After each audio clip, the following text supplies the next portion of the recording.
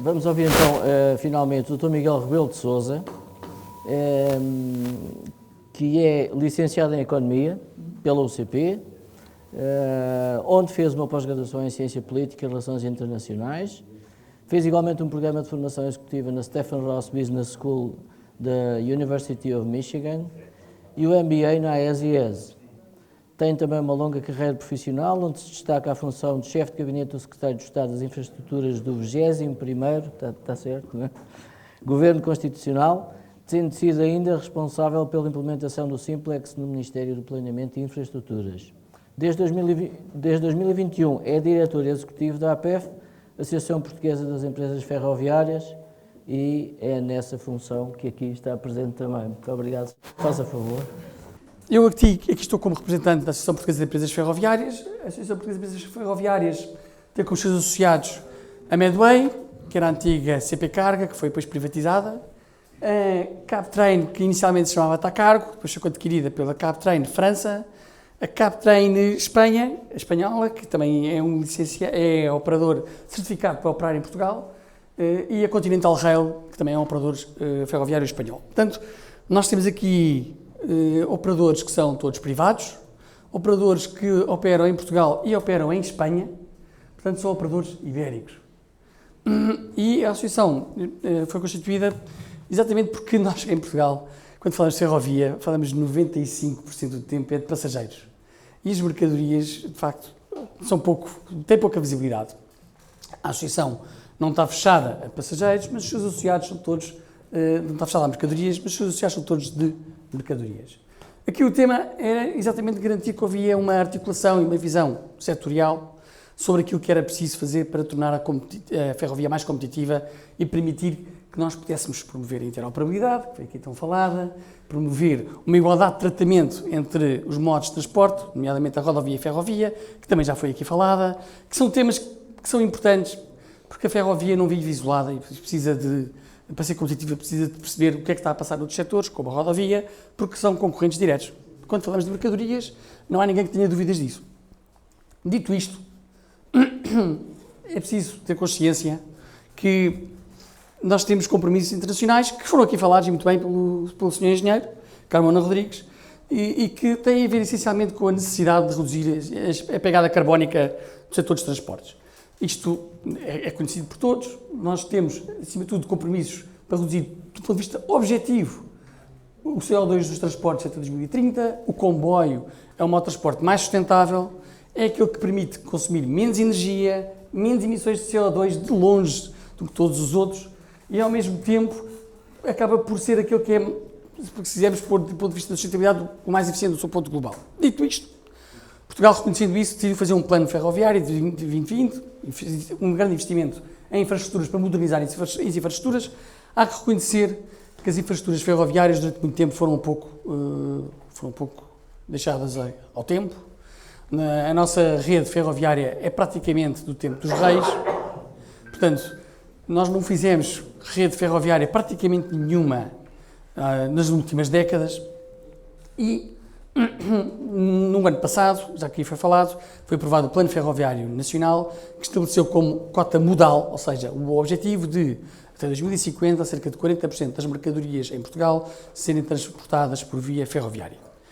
Também foi definido um objetivo para passageiros, mas para mercadorias é o tema que me traz aqui. Dito isto, o que é que acontece? Bem, nós o que é que vemos? Vemos que isto aqui, o gráfico não está como deveria estar.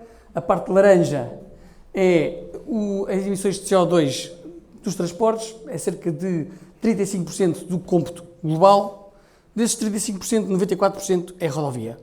E a ferrovia corresponde a menos de 1% das emissões de CO2 dos transportes. Portanto, de facto, a ferrovia é o mais sustentável, é científico, é óbvio. Portanto, transferir carga de rodovia para ferrovia, por si só, vai baixar as emissões de CO2 de Portugal. Mas, olhando para isso, então, mas como é que estamos hoje? Não é? Qual é que tem sido a evolução ao longo do tempo? Portanto, quando olhamos para a cota modal de transporte de mercadorias entre ferrovia e rodovia, a evolução tem sido esta, uma relativa estagnação. Ou seja, nós nos últimos 15 anos, nós acabámos por ter uma evolução de ligeira subida, se pensarmos no ponto total, mas tivemos uma redução grande em 2019 para 2020. Foi dois efeitos, um foi o fim do carvão e o outro foi a pandemia. Depois procurámos aqui ter uma pequena recuperação, mas o que é verdade é que estamos muito longe do objetivo, não é? E estamos muito longe do objetivo, como é que vamos atingir esse objetivo? Portugal procurou fazer um grande investimento em infraestrutura, mas o que é verdade é que não chega a olhar para a infraestrutura. Quais é que são as grandes vantagens competitivas da ferrovia? Antes de mais, a ferrovia permite ter uma grande previsibilidade. Quer dizer, o cliente, quando compra, não é? Quando pede um transporte de mercadorias, quer saber quando é que pode contar que a mercadoria vai chegar ao destino. Depois, ao mesmo tempo, a questão da segurança é essencial. Toda a gente reconhece que a ferrovia é um modo mais seguro, e é um modo mais seguro com uma grande margem. E é um modo mais sustentável, como acabámos agora de ver há bocadinho. Portanto, são só vantagens que acabam por nos ajudar a cimentar a ferrovia como sendo o modo de transporte mais favorável. Além disso, a fiabilidade é essencial. A fiabilidade é a pessoa saber que de X a X tempo há um horário para que o comboio vai passar e, portanto, permite perceber, permite garantir que há essa cadência. Há capacidade. A capacidade é importante porquê? Porque um comboio, em média, consegue transportar a mesma carga que cerca de 30 a 35 caminhões. Até pode ser mais, mas depende de ter a infraestrutura disponível para isso, não é? E depois, para além disso, esta é a eficiência, porque a partir do momento que consegue transportar muito mais carga, é naturalmente mais eficiente. É mais eficiente e permite todos perceberem como é que a ferrovia consegue garantir a entrega suposta. Mas também tem desvantagens. A primeira desvantagem é o preço. Isso é verdade, já aqui foi referido. O preço é a principal desvantagem da ferrovia. E isto, porquê? Porque tem uma concorrência que é muito competitiva. A rodovia é claramente competitiva. E tem sido competitiva ao longo dos anos, mas é ainda mais competitiva no futuro próximo. Dito isto, a ferrovia tem pouca flexibilidade, toda a gente percebe. A ferrovia também não consegue ter a mesma capacidade em termos de flexibilidade que a rodovia. A própria ferrovia, em ponto de vista logístico, é uma operação logística muito mais complexa. E, portanto, nós quando olhamos e falamos com o cliente o que espera não é saber que a mercadoria vai chegar àquele terminal, quer chegar ao seu ponto de destino. Portanto, hoje em dia, cada vez mais, tem que privilegiar a intermodalidade, tem que privilegiar a entrega end-to-end, portanto, o serviço tem que ser prestado desde o início até ao fim, e é nesse sentido que o cliente olha para a ferrovia como alternativa, é se lhe garantirem isso, e depois, ao mesmo tempo, precisa de escala, porque não faz sentido estar a pensar que o comboio tem a mesma capacidade de eficiência para transportar pouca carga, precisa de muita carga. E isso, muitas vezes, é complicado, porque nós, quando temos uma economia que está cimentada em pequenas e médias empresas, muitas vezes não tem carga suficiente que justifique a contratação do comboio. E, portanto, os operadores, cada vez mais, o que procuram é reinventar um pouco, não podem apenas pensar que têm o comboio para um cliente, tem que ser multicliente, tem que procurar ter soluções que permitem garantir que enchem o tal comboio para ele poder ser eficiente. Porque só um comboio cheio, mais longo e com mais escala é que permite também que a mercadoria seja transportada a um preço mais eficiente.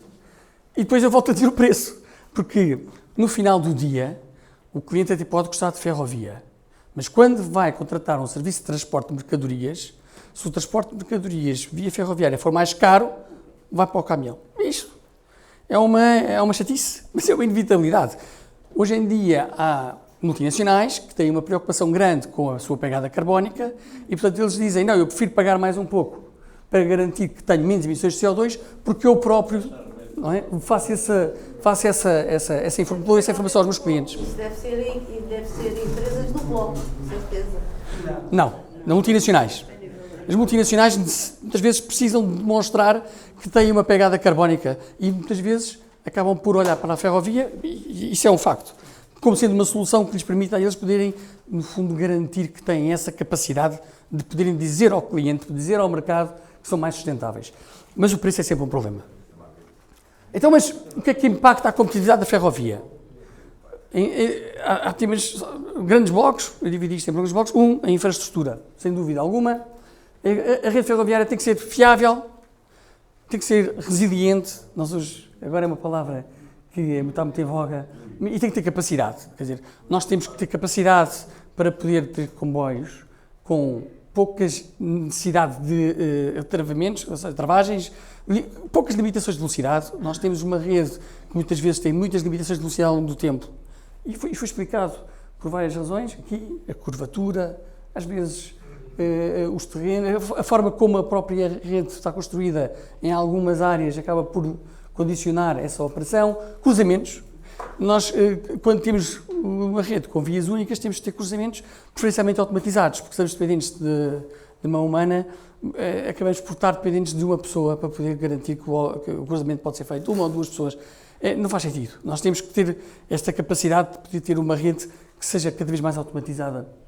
E depois, com plataformas de estacionamento dos pontos de carga e descarga que permita a mobilização da carga de uma forma eficiente. Não é? Então, não faz sentido nós dizemos que temos uma rede com comboios de 750 metros e depois chegamos a um terminal e o terminal ter um comprimento de 200 metros para fazer carga e descarga da mercadoria. Portanto, isto é importante ter isto presente, porque isso é que vai permitir que aqueles ganhos de competitividade que se falou, não é, sejam possíveis. Portanto, não basta ter uma rede, uma linha que permite comboios com 750 metros, é preciso que também a montante e a jusante se consiga carregar e descarregar de uma forma eficiente. Para além disto, o tema das pendentes foi aqui referido pelo professor Mário Lopes. O tema das pendentes é importante e de facto faz muita diferença. Porquê? Porque nós podemos dizer que temos cruzamentos para comboios com 750 metros, mas depois temos uma pendente muito acentuada, o comboio não consegue transportar 750 metros de mercadoria, de carga. Não consegue, porque o peso é enorme. Portanto, tem que utilizar uma dupla locomotiva, acaba por perder toda a eficiência, porque significa ter dois comboios, usando assim uma gíria mais simplista, dois comboios a puxar os vagões. Ora, isso significa ter duas vezes o custo, dois maquinistas, pagar duas vezes as taxas, e portanto tem uma série de custos adicionais que tornam isso pouco eficiente. Para além disso, o sistema de sinalização. O sistema de sinalização é importante porque nós historicamente em Portugal desenvolvemos o nosso próprio, o Convel, em Espanha também desenvolveram o deles, o ASFA, mas o que é verdade é que o facto de termos sistemas de sinalizações diferentes obriga a que muitas vezes na fronteira seja necessário mudar de locomotiva. E isto, mais uma vez, não é eficiente. Portanto, o que se perspectiva e o que está a ser feito é a adoção do ERTMS, que é o sistema europeu. O sistema europeu, estando instalado nas locomotivas, permitirá essa interoperabilidade. Claro que uma coisa é nós dizermos isto, outra coisa é ele já existir e estar posto na prática e estar instalado. Instalado na rede e instalado nos comboios. É preciso, no fundo, garantir que esse investimento é feito nos dois lados. Depois, para além disso, nós hoje em dia procuramos, para podermos ser o mais eficiente possíveis e podermos também ir ao encontro daquilo que são as necessidades do cliente, fazer serviços diferentes do que é habitual. Portanto, antigamente o que era habitual era quase transportar granel, depois começou a seguir os contentores, hoje em dia fala-se muito e já começa a haver alguma prática das autoestradas ferroviárias, que basicamente é passar, não é, a caixa móvel do caminhão para cima do comboio e, de certa maneira, é como se estivéssemos a transportar o caminhão de um lado ao outro, sem o motorista e sem a parte rodoviária, para depois, chegando ao destino, tirar a caixa móvel e o caminhão aí sim fazer o last mile. Isto é uma solução logística que está a ser testada, começou já há algum tempo, mas está a demorar o seu tempo a ganhar a sua maturidade, mas que faz todo o sentido apostar nela. O que é que ele obriga? Obriga a que haja uma adaptação da infraestrutura para permitir que isto seja possível. Porquê? Porque a caixa móvel é mais alta e, portanto, a altura normal que dizem da linha elétrica, que temos da linha elétrica, muitas vezes não é possível. E, portanto, é preciso adaptar a infraestrutura para garantir que isso é possível. Isso já começou há mais de 30 anos. Começou quando não havia eletrificação das linhas, porque basicamente... Eu lembro perfeitamente de um stand da CP Cargo no Enfio, com os carris montados com o caminhão lá em cima. Pronto, acredito. CP Cargo. Estamos a falar no início dos anos 90. Sim, acredito. Aqui... Já lá vão 30 anos que eu vou fazer experiência. Pronto, mas há 30 anos atrás não tínhamos a rede eletrificada como temos hoje, não é? E nem como queremos vir a ter no futuro. Portanto, há mudanças na rede, por exemplo, hoje em dia cá em Portugal está-se a fazer este serviço das autoestradas ferroviárias, fez já uns testes, pela linha do leste, porque é uma linha que não está eletrificada. E, portanto, permite que esse tema do gabarito não se ponha, não se coloque e facilita a sua implementação. Não é isso que se pretende para o futuro. O que se pretende é serem linhas eletrificadas. Há 30 anos não era, por isso é que Pronto. e agora começaram a eletrificá-las. Depois, aqui o último ponto que eu ponho aqui nas infraestruturas é que, de facto, nós temos sentido um atraso permanente das obras, ou seja, há um plano que é apresentado com uma série de obras que é previsto fazer, as obras derrapam no tempo e isso faz com que, para os operadores, seja difícil vender aos seus clientes que aquela obra vai estar pronta naquela altura e, portanto, ele pode contar com aquele serviço a partir daquele momento e podemos adaptar a nossa operação logística para garantir que isso vai acontecer. É muito importante que haja essa credibilidade, não é? Porque senão o cliente vai procurar alternativas, não é? Vai procurar outras soluções, não vai ficar à espera. Já falhámos uma, já falhámos duas, nessa altura vai procurar outras alternativas. Outro problema que existe é que nós temos que conviver com as obras na rede enquanto estamos a operar. E nós temos obras em todos os eixos ferroviários. E a qualidade de serviço piora, inevitavelmente. Há pouco o professor Mário Lopes falava nas interdições de entre 1 e as 6 da manhã para fazer as obras. Muitas vezes não é nada entre 1 e as 6 da manhã. Às vezes, sim senhor, muitas vezes é também aos fins de semana, muitas vezes é por horários mais alargados do que isso. E como isto é durante mais tempo, isto provoca também constrangimentos a quem tem que fazer comboio circular. Porque muitas vezes tem que parar os comboios onde não queria parar, tem que pôr maquinistas em sítios onde não queria pôr, tem que ir buscar pessoal para poder garantir que o comboio circula fora de horas, e isto, parecendo que não, cria um constrangimento grande e custos. Para além disso, temos o contexto de mercado. Porque nós temos que reconhecer que a ferrovia, e depois de ouvir aqui o professor Mário Lopes, eu aqui representando os operadores ferroviários de mercadorias, eu melhor era arrumar as minhas malas e ir embora, porque quer dizer, isto era uma desgraça e a vida era um inferno, e portanto nós não tínhamos, estávamos aqui todos a ser enganados uns aos outros, e portanto mais vale a pena, mas é dedicar-me à pesca, se calhar. Portanto, o investimento é muito elevado. O investimento é muito elevado, porquê? Porque tudo aquilo que diz respeito à ferrovia é CAPEX intensivo. Portanto, o comboio é caro, toda a infraestrutura é cara, tudo aquilo que é o material necessário para fazer os comboios funcionar são caros. Falávamos há bocado do RTMS, é caro. Portanto, tudo isso acaba por obrigar a uma capacidade de investimento grande pela parte de todos os players. E quando falamos... Quantas empresas Como representante do transporte ferroviário de mercadorias, qual é a sua opinião? De facto, de Lisboa-Porto ser só para passageiros. Desculpe lá. Não podemos fazer agora a pergunta. Vamos acabar a exposição. No Sim. fim vamos ter um período de perguntas. Tá Vamos bom? a isso. Como foi anunciado no início. Só um período. Sem problema, obrigado. Mas depois respondo-lhe isso. Dito isto, a transição energética é um tema, porque nós estamos a eletrificar partes da nossa rede ferroviária que não eram eletrificadas, e isso significa que vai ser necessário, faz sentido, fazer um investimento em comboios elétricos e procurar fazer essa transição. Portanto, tudo isto obriga a uma estrutura de capital forte. A estrutura de custos do setor ferroviário é elevada. Nós todos temos consciência que o setor ferroviário tem que fazer manutenção permanente de comboios, planificado, mas permanente. Portanto, o comboio, ao fim de não sei quantos milhares de quilómetros, tem que ir à oficina, tem que fazer a sua manutenção, tem que fazer meias-vidas. Tudo isto obriga a uma equipa e a uma especialização elevada. Os custos com os recursos humanos também. O custo com os recursos humanos é muito importante porque, e é preciso ter consciência disto, o custo de formação de um maquinista é caro e demora pelo menos 10 meses para um maquinista poder ser formado e poder começar a operar. Todos os anos o maquinista tem que fazer formação no troço que vai fazer. Porquê? Porque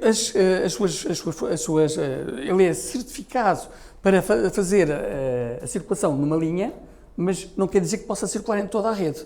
Portanto, eles são formados linha a linha. Para além disso, é preciso fazer certificações, há uma série de imposições legais que é preciso responder e, portanto, o setor ferroviário é um setor pesado.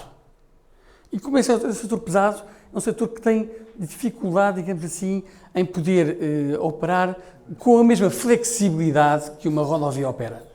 E isto acho que toda a gente consegue compreender. Depois, é só uma? Isso é de passageiros, minha senhora. Dito isto, para além, outra componente importante grande dos custos é a energia. Portanto, Quando opera comboios elétricos, eletricidade. Quando opera comboios a diesel, é o diesel. São custos elevados. E isso, no que diz respeito à eletricidade, os operadores nem sequer têm liberdade para adquirir energia no mercado. São obrigados a comprar aos donos das subestações, que são a CP e a IP. E isso é complicado. Imaginem que tem uma empresa sobre a qual e tem custos que rondam aí à volta dos 20, 25% da sua estrutura de custos, que é os custos com a eletricidade, e sobre ele não tem qualquer forma de gerir esse custo, porque é um custo que advém, é-lhes repassado, não é? Somos informados de qual é que é o custo, portanto, nós não temos capacidade de gerir essa parte do custo. E depois os custos de contexto. Os custos de contexto, porquê? Porque há bocado falava o professor Mário Lopes e bem, porque a ferrovia é altamente taxada, não é? E, portanto, nós temos que conviver com uma situação em que pagamos taxa para circular na rede, pagamos uma taxa quando anulamos o comboio e cancelamos o comboio, porque por alguma razão, por algum atraso, por alguma falha, já não vai circular, pagamos uma taxa para circular, para cancelar. Pagamos uma taxa para pedir um novo comboio, que é uma taxa especial, que é um pedido urgente. Portanto, se por acaso acontece o comboio ser cancelado e depois a seguir nós pedimos um canal para passado umas horas ou uns dias, para aquilo que era o comboio que era previsto ser passado antes, vamos pagar uma taxa de pedido pontual. Portanto, pagamos várias taxas para fazer o mesmo comboio. E até pagamos uma taxa para estacionar. Ora, na rodovia não há taxas nenhumas para nada disto, não é? Portanto, nós não convivem com isto. Portanto, é preciso ter consciência que isto onera o quê? O custo do transporte. Portanto, e isso faz toda a diferença e é preciso ter essa consciência. E eu aqui... O cliente, no final do dia, vai ter que suportar esses custos porque o operador não vai conseguir absorver os custos todos. Naturalmente. Dito isto, quando nós falamos, por exemplo, na abolição de portagens na rodovia, que agora está a acontecer, não tenho nada contra a abolição de portagens na rodovia. Quem mal de mim, se dissesse que era contra, por razões de coesão territorial, de interioridade, toda a gente compreende e é sensível às razões que levam à abolição de portagens. Mas se não é feito nada do lado da ferrovia, estão só a fazer o quê? A dar uma vantagem competitiva à rodovia face à ferrovia. E está a agravar o buraco. E isso é uma coisa que eu gostava de deixar aqui presente, porque acho que é importante ter essa consciência que as pessoas normalmente não têm essa consciência. O Sr. Deputado sabe, disse-me que falámos sobre isto há um tempo atrás. Deve-se lembrar certamente. Dito isto, quais é que são os fatores críticos de sucesso para a ferrovia? Equidade entre modos. Acho que foi bem claro aquilo que eu disse há pouco, quer dizer, não é só as portagens, que na ferrovia chama-se taxa de uso, mas é também todas as outras taxas, de estacionamento, a taxa do cancelamento, a taxa de estacionamento, a taxa de pedido pontual, é um caso surreal. Depois, agora, introduziu-se também uma novidade, que é a possibilidade de poder haver transporte rodoviário por gigaliners. Gigaliners são aqueles caminhões euromodulares, mais compridos. Todos nós compreendemos as vantagens para o transporte rodoviário. É óbvio que, do ponto de vista ferroviário, também devem compreender porque é que dizemos que isso é um problema, porque... Também o ferroviário também vai ter até os 750. Mas eles não vão pagar portagem, se passarem nas autoestradas que não são portajadas. E não vão contribuir para os custos de manutenção da rodovia. Depois a gente fala sobre isso, o deputado certamente. Mas não vão contribuir para esse custo, não é? Quem vai pagar esse custo somos todos nós, os portugueses. Mas no que diz respeito à ferrovia, quem paga são os operadores ferroviários. Dito isto, há ainda também imposições legais. Quer dizer, quando se fala de vários temas que levam a que haja algumas dificuldades de conectividade da ferrovia, por exemplo, as pessoas normalmente não sabem, mas o maquinista na fronteira tem que mudar. Portanto, o maquinista português chega à fronteira com a Espanha e tem que mudar para um maquinista espanhol por causa da língua. E quando chega à França, a mesma coisa. E isto acontece repetidamente em toda a Europa. Portanto, o que nós dizemos é, isto já foi inventado à roda há muitos anos com a aviação. Meta-se a língua inglesa para todos e acabou. Ou então, o que está a vir aqui, Sr. Professor, é verdade ou não é? É óbvio. Portanto, são custos que não fazem sentido, mas que acabam por, no final do dia, onerar a atividade ferroviária. E isso as pessoas têm que ter essa consciência. Depois, a infraestrutura. Fator crítico de sucesso de infraestrutura, eu vou só dizer aqui uma coisa que o Sr. Professor Mário Lopes vai dizer que é altamente duvidoso. Nós precisamos de uma rede ibérica interoperável. Porque a rede europeia é o que nós todos desejamos. Mas o que é real é uma rede ibérica. E nós na rede ibérica temos voltagens elétricas diferentes, sistemas de sinalização diferentes. Temos eletrificação em alguns troços, outros que não estão eletrificados. Não está toda a rede eletrificada. Valha-nos uma coisa, que temos uma bitola ibérica. E não há um operador ferroviário que se queixe da bitola. E isso deve fazer refletir as pessoas. E os operadores funcionam em Portugal e em Espanha. E querem continuar a funcionar em Portugal e Espanha. E, portanto, a bitola não é o maior dos nossos problemas. Eu sei que isto aqui é altamente difícil, mas os operadores... Pode-se fazer uma intervenção, que é o seguinte. Depois. Acabei de ouvir o doutor. Depois. Essa sua opinião. Não, só para acabar. Só para acabar. Eu estou mesmo a acabar. Só para perguntar porque é que a Espanha está a fazer uma nova rede cumprindo os regulamentos da Comissão Europeia. Já lá vamos.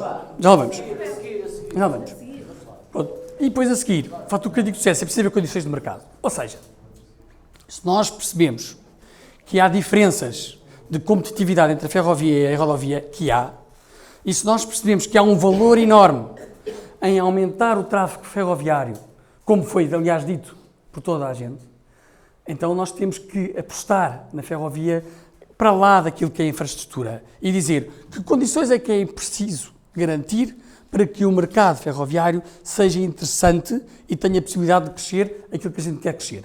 E eu pus para a conclusão. Antes de mais, coisas muito importantes. É preciso concluir os prazos das obras. Não se pode deixar de cumprir. Quer dizer, é uma coisa muito complicada se continuarmos sempre a falhar os prazos das obras. Outra coisa, os clientes da ferrovia são mais ou menos os mesmos. As grandes empresas que precisam de ferrovia continuam a contratar ferrovia ao longo do tempo. Para nós passarmos dos 14% de cota modal para os 40%, nós temos que ir buscar carga a quem nunca comprou ferrovia na vida, a quem compra só rodovia. E para isso, nós temos que ter outro preço. E para ter outro preço, temos que ser mais competitivos. Eu acho que isso é fundamental, senão nós não conseguimos buscar carga, não conseguimos convencer clientes que tipicamente não compram serviços ferroviários a passarem a comprar serviços ferroviários. Eles têm que perceber a vantagem. E a vantagem para eles é o preço. Para terminar, como é que chegamos lá? Reduzindo os custos de contexto.